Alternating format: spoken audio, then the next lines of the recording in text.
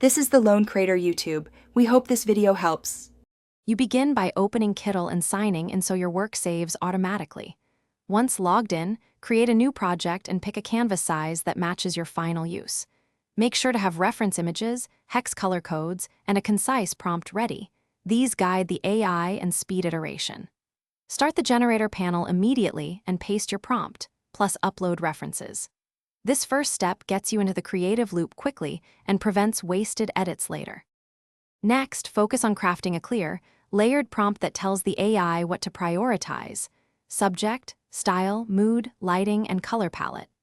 Once done, tweak generation settings like strength and iteration count to control creativity versus fidelity, and set your aspect ratio. Preview several variants and pick the closest match. Then import the chosen image into Kittl's editor to use layers, masks, and vector tools. These steps let you harness AI output while maintaining control for precise composition and brand consistency. To finish, refine typography, align elements, and apply gradients or vector tweaks so the image reads well at intended sizes.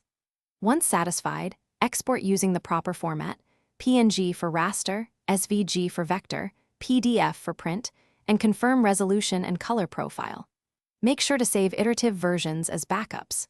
If you encounter artifacts or odd details, rerun generation with clearer constraints or lower creativity, or use cloning and masking to patch problem areas. This troubleshooting step usually resolves Thanks for watching. Consider subscribing if we helped you.